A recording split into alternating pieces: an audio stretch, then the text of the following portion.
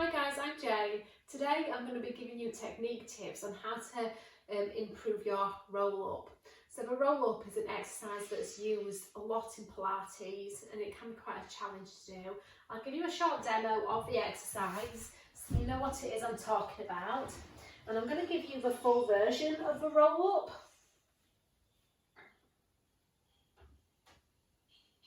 So assuming I had enough space behind me to reach my arms back, so reaching the hands up to the ceiling, curling the upper body off the floor, and then rounding the spine forwards, pulling the abdominals backwards, trying to stretch the spine forwards, not the shoulders. That would look like that. It's the spine that we're trying to reach forwards, and then stacking that spine up again. Okay, so one of the exercises I teach a lot in my fundamental classes is the roll back, because it helps the person build up to a roll up. So the roll back looks like this. So the main difference between the two exercises is we start off seated when we do the roll back, and we start off laying down on the mat when we do the roll up. Okay, now for me this is a really important exercise to learn in Pilates, because if you want to progress to the intermediate and advanced repertoire, that movement, that action of rolling up and down through that spine, that spinal articulation, is in about a third of the repertoire, if not more. So a lot of people can struggle with the exercise for many different reasons, and we're going to go into what those reasons are. So one of the biggest reasons is a tight back.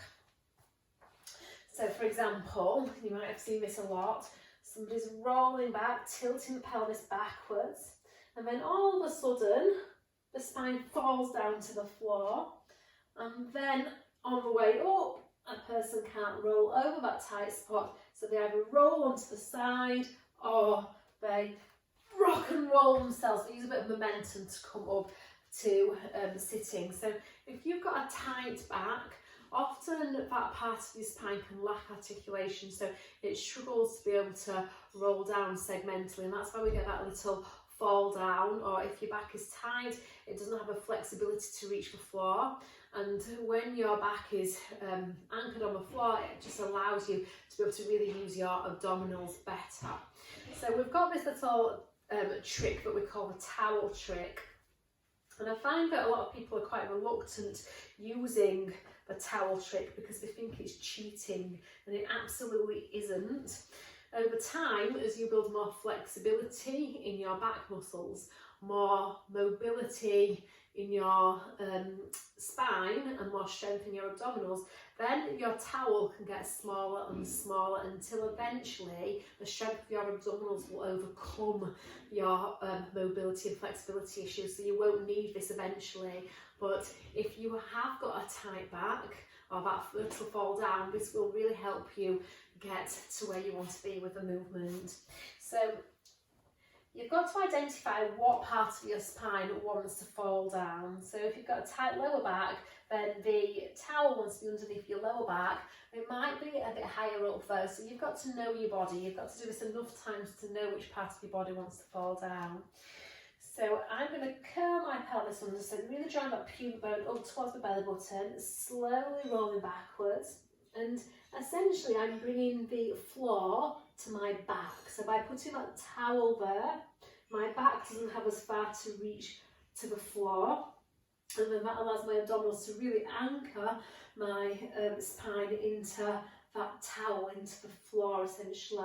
And then as you come up, you want to feel that you're pushing the floor away from you, using the strength of your abdominals. So if you haven't got a floor underneath your back so it can't reach the floor, then it's really hard to do that. It's really hard to use your abdominals.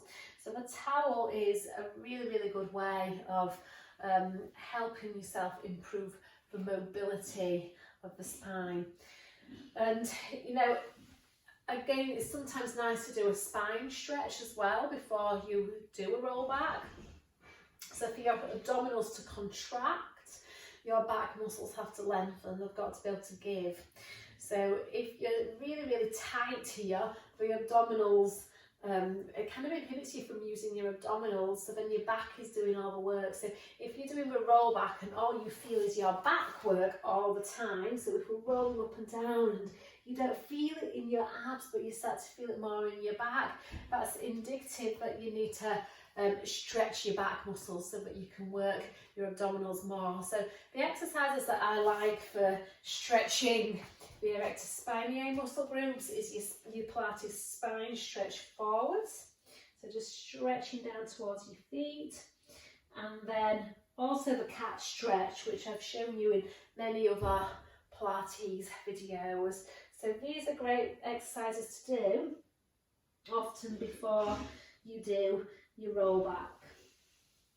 Okay, so those are just a couple of things that can help you achieve that exercise.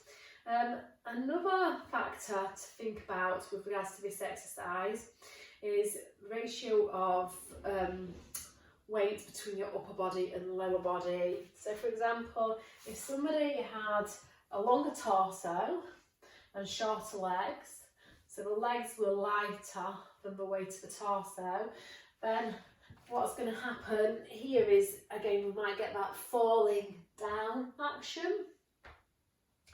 Now, I'm not a person that likes to put ankle weights on the legs, because those ankle weights can sometimes make you anchor for your hip flexors more. So we start to work the abdominals less and we start to work the hip flexors more, which isn't ideal for me. I mean, don't get me wrong, the hip flexors are going to be working, but we really want the abdominal control to be more dominant than the hip flexors. So if you're putting ankle weights on or hooking your feet underneath something, to me we're kind of training the hip flexors more than we are the abdominals. So my solution to upper body to lower body weight ratio is straighten the legs.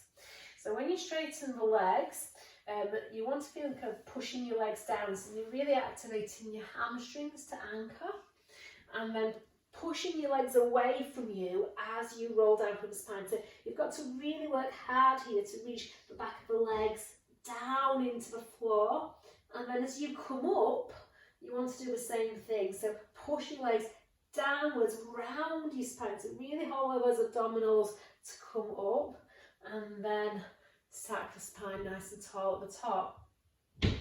So that can help if you're one of those people that, you know, the lower body seems to be lighter than the upper body. Abdominal strength, well, we build our strength in our arms by doing our Pilates, so that'll come in time. If it's not a mobility issue or upper body, lower body weight ratio issue, then simply build it up by only rolling back to a place you know you can roll up from. So keep the range of motion nice and small, and over time as you build that control in that range, then start to increase your range of motion. So go a little bit further each time. And there's loads of other exercises that we do in Pilates that works on abdominal strength. Whenever we do an ab exercise, you've just got to make sure that you are using your abdominals, and that's where the intensity is. So we don't start to use other muscles more than the abs, otherwise we're going to build more strength in those other muscles, and that's not going to help us with our roll up. Okay, and then I've also got another little in between to help you. So if you're quite immobile in your spine, but you've got a hollow back, if you've got a hollow back, generally you've got a quite tight back because your lower back is living in a quite a short position.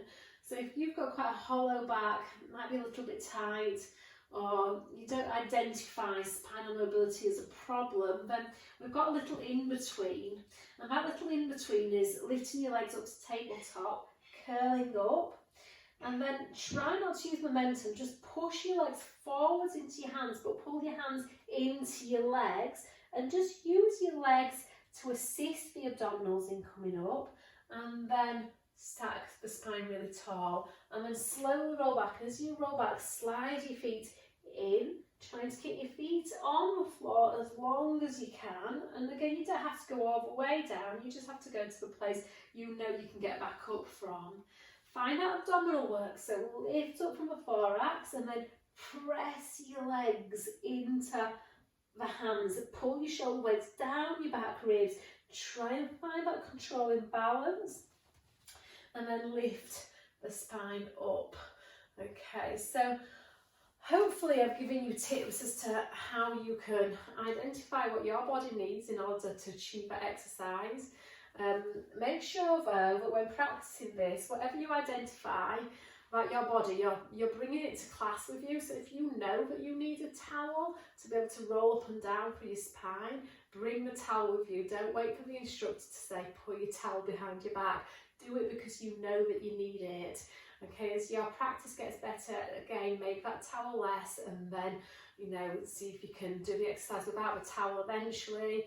If you know that you need to do your spine releases, if you need to stretch your back before doing your abdominal work, if that's not been offered to you in a class, generally I offer a back stretch before doing roll-ups and roll-downs, but if that's not been offered to you, then you know, take it into your own hands and stretch your back before your Pilates class. So if you know you've got a tight back, stretch your back. If you know that you are better with straight legs, do the exercise with straight legs, and you've also got that little in between, that bit where we use the legs now as leverage to assist the abdominals and bringing the spine up. So hopefully I've given you ways to be able to get around the exercise, because so many people just decide to, I will say, wing the exercise and end up doing something funky like rolling onto the side and using the arms, or throwing themselves up, all those things as well. Okay, so guys, if I can help you out with that exercise anymore, again, contact me on jane@livebreathepilates.net, or find me on Facebook, Live Breathe Pilates, Instagram. But hopefully those tips will help you with that exercise. Thank you, bye.